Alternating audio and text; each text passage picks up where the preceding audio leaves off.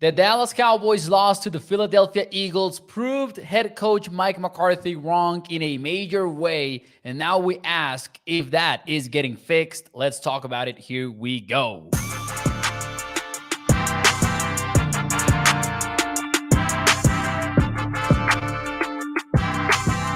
What is up, everyone, and welcome into A to Z Sports Dallas Prime Time. I am your host, Mauricio Rodriguez, streaming with you live every Sunday through Thursday night at 8 p.m. Central here on Dallas On Demand Sports Talk Network with a lot more content coming your way. Make sure that you check out atozsports.com/Dallas. And as always, do me a favor and hit the like button for me. Thank you for tuning into tonight, into the show.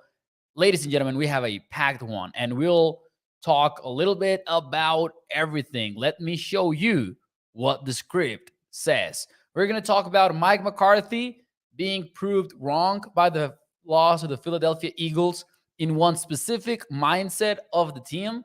We'll get into some film tonight. We're going to look at two plays that hurt us, but also two of the best plays of the game, including that 4th-and-1 conversion to CeeDee Lamb, which was absolutely fantastic.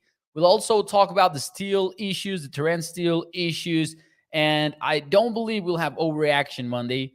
Changed that last second, but we might not do Overreaction Monday on this one. We might, who knows, we might improvise one. I'm open to that. But welcome, everyone, into the show.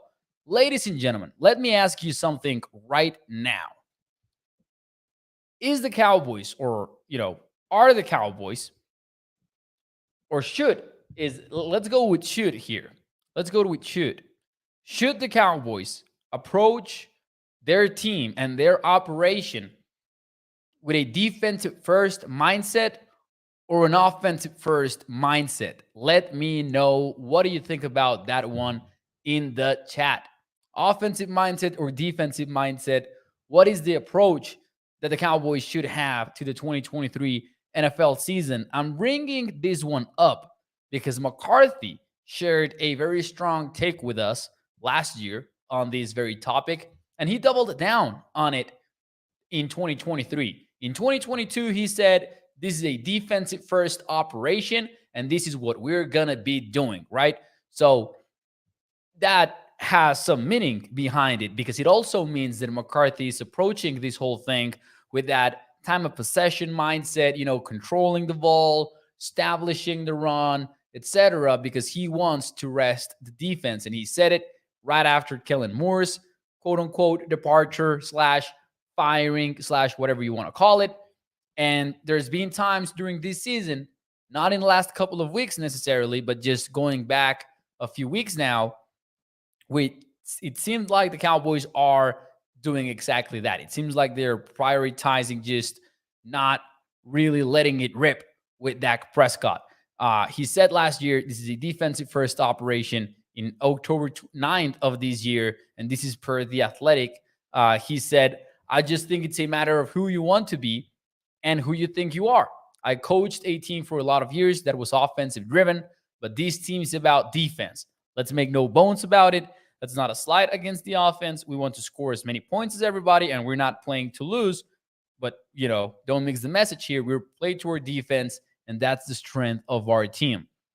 I think that McCarthy's words are up to being questioned right now. Like, there's some doubt about that. Let me tell you why, and then I'm going to get into the comments right here. Over the last 3 weeks, this has not had the looks of a defensive first operation. Now, the problem is how you approach things, and maybe the Cowboys have not approached things differently, which is a good thing, but let me explain myself here very quickly. This shouldn't be a defensive first operation, because if you're optimizing for that, look at the last 3 weeks, and it's a small sample size, but I think there might be some concerns going on right now. In the last 3 weeks, EPA per play, these are the rankings of the Cowboys over the last 3 weeks. Offensive-wise, they're the number 2 offense in the NFL for EPA per play. Number 1 passing offense. Number 21 rushing offense, which is bottom 12 in the NFL. Defensively speaking, they're the 19th best defense, again, per EPA per play over the last 3 games. Past EPA, they are 15. This is not last 3 weeks. I'm going to be more specific. Last 3 games, excuse me. So that is going back to the Chargers game. And rush EPA per play wise, they are 19th in the NFL. I bring this up because I think it matters. I think that if you are a football team and you're sending the message that you're a defense first team, you are kind of optimizing your decision making to win with defense. And you're being one of those teams that wants to establish the run. And even after such a successful day against the Rams, the Cowboys opened Sunday's loss to the Eagles with a run-pass sequence. So on early downs, they rushed the football, even though they have not been doing a very good job of it this season. And even though we knew that the Eagles have one of the best early down run defenses in the entire NFL. And in spite of it, the Cowboys went out and they rushed twice and ended up having a 3-and-out after the incomplete pass on third down. And I think all of these matters because you probably wouldn't be making these decisions early in the game if you acknowledged that you need to be more aggressive on offense because maybe your defense is not as elite as you make it out to be. Now, that doesn't mean that the Cowboys are still not, a very good defense and one of the best defenses in the NFL, but they've looked vulnerable over the last 3 games. They've had some bad moments, right?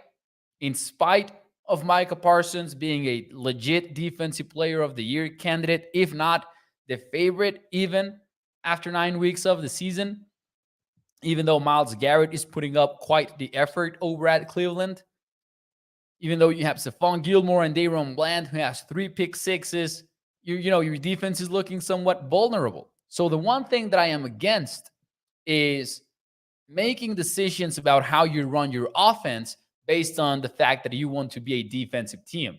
The defense needs to be optimized for being the best defense, and that means, whatever you want it to mean. You want to play big nickel. You want to be aggressive with your stunts. You want to be aggressive with your blitzes. You're doing everything that you want to do to have success with your defense. That has to be the same philosophy that you have with your offense. And we talk about defensive rest, even though it's been proven wrong and false and as a myth again and again by significant research that has been done on it. There is not a big impact in how much time a defense spends on the bench between drives, even through the course of an entire game, doesn't make a big impact on how the defense performs when it is on the field. And again, research has proved this time and time again. So you got to handle the offense, the same way that you handle the offense, which is just do the best to score points and to avoid points, basically. And it sounds super silly, but when those quotes start being thrown around and you have performances like the ones that we've seen lately from the defense, I thought it was an interesting point, man, that we needed to touch on. Shout out to Katharina for joining the YouTube show. There's been some issues on the other side of things. I'm sorry about that. We're working to get it fixed. We are working on it, but we're not doing Facebook streams right now because of it. Trying to stream them to the Dallas Cowboys Fans for Life group on Facebook. But yeah, we're working on that. We're working hard on it.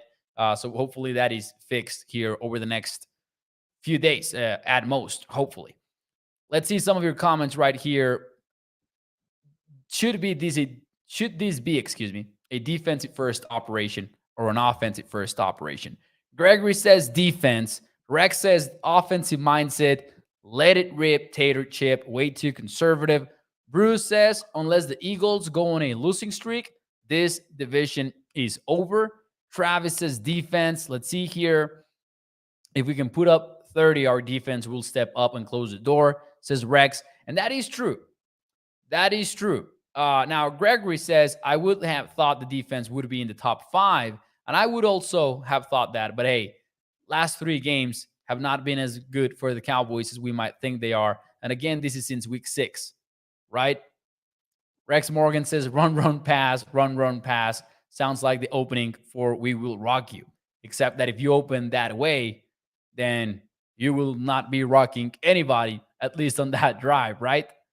Let's see here. McCarthy says he doesn't play fantasy football. Offense first. We have a downhill defense. And yeah, hopefully the Cowboys kind of acknowledge internally that they need Dak Prescott to cook. And I mean, we've seen that happen over the last 3 games. In the Chargers game, you were holding him back a little bit, and he still won the game for you, scrambling and making big plays. Versus the Rams, he just did his thing, and the Cowboys were aggressive right from the get-go, and you saw the results. Even though the Rams are not a winning team right now, you saw the results of being aggressive against that defense. And then versus the Eagles, it kind of felt like the Cowboys started conservative, and then they decided, you know what? Yeah, let's put it on Dak. And even then, there were some moments where there were some questionable decisions too in terms of how aggressive they were. Now, I wanted to make that a point to start the show, and then I wanted to get into the tape here. And we're going to look at 4 clips specifically, 4 key plays of this game. One of them was perhaps one of the most aggressive decisions we've seen from Dallas this year. And it's 4th and 1, going for it. This is a first quarter moment in which Mike McCarthy says, you know what? We're trying to move the chains here. And I loved this moment in the game from Sunday. It was my favorite play of all. But I love that the Cowboys were matching the aggressiveness from Philly. And not only that, but they went deep. They didn't run the football or anything like that. So let's watch the clip. Let's get into the tape. And ladies and gentlemen, I hope that you enjoy it as much as I enjoyed putting it together. This was my favorite play of the game. Now, let's talk about some good stuff too here. This is perhaps my favorite play of the game. This is 4th and 1, and the Cowboys are matching the Eagles' aggressiveness. They had already gone for it on 4th down earlier in the game. This is the Cowboys saying, you know what, we can do that too. And this is the play that they do it with. 4th and 1, so chances are the Eagles think they're running the football. And so they trust their slot cornerback with CeeDee one-on-one. What's even better is they're showing one high in terms of the safeties, right? You can see that almost circled. But they sent CeeDee Lamb in pre-snap motion to confirm this is man coverage. Okay, he's being followed. This is man coverage indeed. And we've got this logo, the double move route. This is all a CeeDee Lamb play. This is a drawn-up CeeDee Lamb play. Get number 88, like when you played Madden and you went to seek like the player plays. This is it right here. And we're going to be able to watch it right now. Press coverage right here. Indeed, it is man coverage. Boom. That is a filthy route from CeeDee Lamb. Let's watch that again right now. Let's watch that again. Man coverage, one-on-one in the slot. Oh, boy. Now that's a big man route. Let's watch it from the end zone right now. Great work from Dak Prescott. Rush 4, clean pocket. Boom. Delivers the dime right there. This is a fantastic play. Let's see if we can see the double move from here. Not entirely sure if we will. Boom. Look at that separation. Double move one-on-one. The safety just does not get there in time at all. Actually surprised he is to that side. But hey, probably because of run fits, I guess. What a play. That was my favorite play, as I said, in that game. But I want to get to another different play. And by the way, just going to say right now, CeeDee Lamb, 191 yards. That is insane. 4 games this season, over 100 yards, including the, last couple of games where he's gone over 150. He's been just working after he called for the ball more often after the 49ers loss. Now, near the end zone, though, Dak Prescott fed another wide receiver, not CeeDee Lamb. He went with Kevontae Turpin. This might not seem like a very important play, but I guarantee you it is going to matter when we get to the Luke Schoonmaker moment that hurt us so much. So this is Kevontae Turpin near the end zone getting the touchdown. Speaking of the good stuff, let's show Kevontae Turpin's touchdown here for a while, because first and foremost, the fact that he was on the field shows that he is an absolute dog. And then I think this was a very savvy play from here, because this looks like, kind of like a return route, which is kind of deep for a return route. But I think that's just Kevontae being smart and getting into the end zone, getting his feet on pay dirt, as my friend, not to be tried, called it on Twitter on a Schoonmaker discussion, which is why I wanted to bring it up. I think this is smart route running from Kevontae Turpin. This is awareness. He's getting into the end zone, because I would guess that this is usually a much shallower type route. Everyone else is running some sort of vertical route. I don't know if this is like a Kevontae Turpin play all the way, but look at that. I think this is smart football from Kevontae. I don't think this is a scrambled drill at all. And if it is, great awareness from him. I don't think it is, because of the way that he breaks outside. I might be wrong, though. But I wanted to point out that it does look like very savvy route running from number 9 getting into the end zone. And we'll talk about why this matters when we get to the Schoonmaker play here in a little bit. Yeah, and the Schoonmaker play, you already know what's been said on Twitter several times and during the broadcast and everything. It's a route to the left side of the field. And that means, Jake Ferguson is on the outside. He's going to run to the inside and, pick the defenders to really clear Luke Schoonmaker to the flat. And Brian Baldinger, who is an absolute beast analyzing the NFL, put together a clip on Twitter, as he usually does, where he is breaking down the play. And some people have used that clip as an argument against Dak Prescott, as if Baldy was saying, Dak played this the wrong way, because he's saying that on one side of the play, it was run properly, on the other, it wasn't. But that was not at all the point that he was trying to make.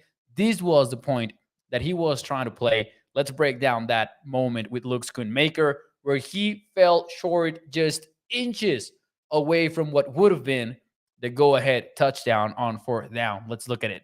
There's a Brian Baldinger clip going around social media in which he's basically just pointing out how this route concept, this route should be run. And his argument is that CeeDee and Brandon Cooks to the wide side run it properly, while Schoonmaker and Jake Ferguson, particularly Jake Ferguson, doesn't run it very well. And that's the point that Brian Baldinger is trying to make. But I've seen some people use it on Twitter as an argument against Dak Prescott, basically trying to say that he misread the play. That's not the case at all. I don't even think that's what Baldinger is trying to say.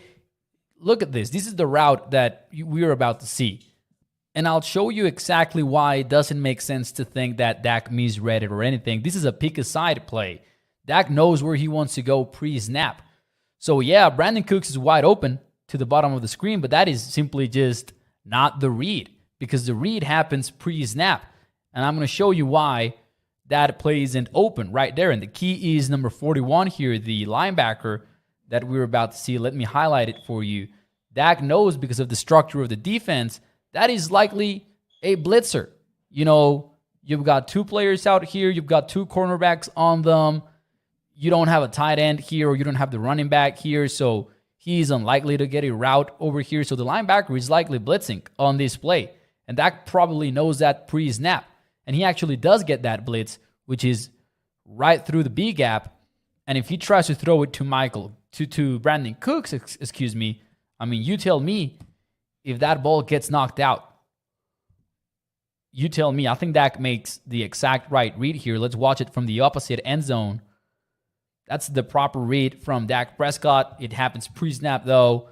I don't think Brian Baldinger is making a case against Dak. I think he's just showing how to run the route properly, which is visible from this end zone, from this view, Look at CeeDee Lamb, right? Picking off the defenders, and look at Schoonmaker, and look at Ferguson, at the top of the screen, fail in doing that. Right? He goes through the cornerback and the safety, while CeeDee's basically making contact with his guy to interrupt the other guy. Such a tough play. Game of inches right here. Now, one thing that I don't mention on that clip that I wish I would have, and it's what I meant with the Kevontae Turpin play, we rightfully criticize Jake Ferguson for not getting the pick route correctly. He's not really, getting in the way of the defenders for Schoonmaker to be wide open. But it does seem like Schoonmaker is not running the route correctly either. And I don't get into that in that clip, but it is true. Like, Schoonmaker needs to be aware of the situation. He needs to know that it's fourth down, it's touchdown or nothing. And he needs to understand, man, my feet need to go over the line. Like, you're right there in the end zone. You cannot be running across the line. You need to be right inside the end zone. And he doesn't. That's a rookie mistake in the worst possible moment.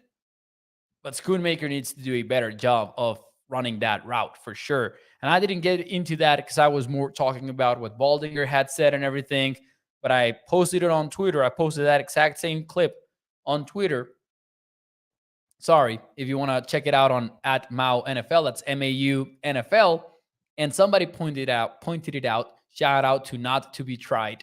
And he's totally right. Like, Schoonmaker needs to go inside the end zone. His feet need to be inside the goal line, and he isn't. So the play is short. Now, we can talk all we want about the Eagles defender getting there earlier. We can talk all about that. I do believe that it was more of a bang play when you watch it in real time. I'm not going to complain about it. I'm going to complain about plenty of other officiating moments with the acknowledgement that the Cowboys did not lose because of it. But yeah, it was definitely not a fun sequence right there. Now, just before we get out of here, though, we're not getting out of here soon. We're still going to talk about Terrence Steele, but final all 22 clip right now.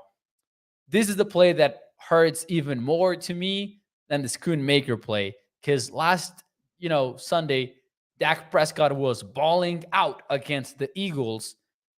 In the NFL, though, it's a league about one play sometimes for many fans. It shouldn't be, but it is for many guys. This is where, if I was a Dak hater, and I'm not, I'm a Dak supporter. I think he's a top 10 quarterback in the league. I thought the only reason why the Cowboys were in it last night was because of Dak Prescott. But this play that we're about to see is a very painful one, because the game could have been won on this one potentially, and it wasn't. And it's on Dak, this particular play. Let's get to it. Here we go. Now, I got to keep it real. I think that's one of the best Dak Prescott games we've ever seen. This is the tough thing about playing quarterback. Dak had 75 offensive plays on this game, including running plays, excuse me. This is 4th and 8. This is not the last drive in which CeeDee Lamb was short 4 yards of the end zone, but the drive before that. And I got to tell you, man, this is a painful one. Look at Jake Ferguson here. Seems like Dak looks to his left first, then kind of gets off of those reads and works the backside of the play with Jalen Tolbert on the one-on-one situation. But this is it, man.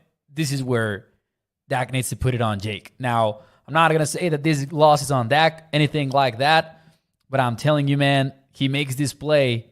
We're talking about a Cowboys win this week, and nobody is saying anything about Dak. Well, some people might still do it, but man, that's Jake. And I do think that's a progression. I do think that Dak gets off of that read very quickly. Let's watch it from the end zone to look at his face, to look at his head, excuse me. Right? Here we go. Snap. Works to his left. You can see the head going left. So this is probably like a full field read concept where he's going left to right. He needs to see this. He needs to see this. At this point, Jake is open. The pocket is clean. Everything is clean.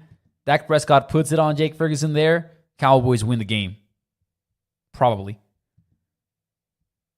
Man, that is a play that if I was a Dak Prescott hater, and again, I wouldn't evaluate a QB, this angle is even more painful. If I were going off of one play to hate on Dak Prescott, gotta see the inside leverage. Yeah, maybe it's a little bit of a bracket or something, but it's not. You gotta see the safety turning his back to Jake. You gotta know that Jake has inside leverage. This ball needs to go to Jake Ferguson. Damn, man. Dak Prescott played a great game. They didn't lose because of him. But that's playing quarterback in the NFL, man. It sucks. He had to put it in there, man. He really did. It is you can hear it in my voice. I was hearing the clip. I was hearing to the clip right now. And man, you can see the hurt. You can hear the hurt, excuse me, in my voice. And that's because that play, that should have been it. I'm a huge Dak Prescott fan. I think he is again one of the best at it in the league. And he played a heck of a ball game yesterday. So it's difficult to really hold it against them all that much when teammates failed him elsewhere across the game. You know, we just watched the Schoonmaker play. We know about Terrence Steele. We'll talk about it a little bit in a moment here. But man, that play, he hits it, and the conversation is entirely different today. Heck, you might even argue there are some MVP arguments to be made after that sort of performance on the road versus Philly. Oh, that's the NFL. One play makes all the difference. One play makes all the difference. And as I said, I really cannot stand I really cannot stand Dak Prescott hate. But as I said on the clip, if I was a hater, that's the picture. Heck, I would have it as a profile picture. Just Jake Ferguson with all of the inside leverage. Travis says, wow, Mao. Thanks for depressing me more. LOL. I had not seen how open Ferguson was. Man, you can hear it in my voice when we go to the other end zone clip, the last one, where you see the inside leverage, and it's like, oh man. So I get what you mean, Travis. I get what you mean. I'm sorry. That's the old 22 for you. I was so excited when it came through because I was like, okay, you know what? Let's do it. And then, oh, damn. Thank you to Katharina for the comment. I appreciate you. I'm sorry about, making you feel worse if you had not seen that. Mark says, exactly. Rex says that is the difference between great and good. And I understand that argument. And maybe it is the difference between elite and good. That might be fair, maybe. But I've seen elite quarterbacks miss throws or miss reads like that too. You watch film for other teams, you're gonna see that kind of stuff pop up all the time. It's just unlucky timing, right? It's unlucky timing. Because say that he makes that throw, but he doesn't make the CeeDee Lamb throw earlier in the game. And as I said, like even elite quarterbacks are gonna miss some of these throws. Say that he doesn't hit the 4th-and-1 throw to CeeDee or the Jalen Tolbert touchdown, but he does hit this one. The result is the same. It just happens in less painful timing, if that makes sense. So, emotionally, yeah, that is the difference between a fairy tale great quarterback and a good quarterback, maybe. But I've seen too many fails from other quarterbacks, even in big moments where it's like, it's just an unlucky break right there. Justin says, I just got here, but it cannot depress me because I already saw this unboxed Patreon tape breakdown this afternoon. I was depressed then. Yeah, shout out to Botch. I need to subscribe to his Patreon for real. I always forget to do it, but man, I don't have a Patreon account. I need to fix that ASAP. Rex says he missed several reads like that. Again, man, you go watch a QB tape for any football team and you ask whoever you want to ask, you're going to see those moments in every single game. I don't think you're going to see a perfect progression game for any NFL quarterback, honestly. That's the way the league works, man. That's the way it works. Anyways, ladies and gentlemen, before we get out of here, from 1 to 10, how concerned are you about Terrence Steele? Because, man, I knew his game was bad last night, but I wasn't entirely sure about how bad it was. Pro Football Focus's stats really revealed just how bad it really was, man. Terrence Steele allowed 12 pressures against the Eagles on Sunday, and he allowed 4 sacks on top of that. Just for context, to make it even worse, no teammate allowed more than 3 pressures on this game. Bro, 12 pressures is way too many pressures. Doesn't matter who you are playing against. Now, it is too many in several ways. Because the Terrence Steele is struggling, and that is bad in and of itself. But you also didn't seem to come up with an answer for the game. there wasn't chipping to help Terrence Steele, at least in those big time plays where Terrence Steele pressures really killed drives. So it's one of those situations where you're like, okay, this is bad on Terrence Steele, but it's also a bad look on the coaching staff up to some point. They didn't seem to have an answer to really mitigate that at all throughout this one. So just something to monitor. Somebody asked me on Twitter, then why did Mike McCarthy not bench him? And I'm like, who are you going to play? You don't have a better right tackle than Terrence Steele. That's just the truth of it. And you just paid him, by the way. So Terrence Steele is not going anywhere, but it is one of those situations where, man, you're like, okay, I am concerned. From 1 to 10, how much are you concerned? Let's see what you guys have to say here. Katharina says 10. Gregory says 12.8. Let's see here. 10 says Travis. He seems like a classic guy that got the money bag and just quit trying. Katharina says Steele was really bad last night. Rich goes with an 8. Tom and I 1-5 goes with a 10. I will go with a 7 because I do know that, you could do much worse. You could do much worse than Terrence Steele in these leagues specifically, where NFL teams are desperate for any sort of help on the offensive line.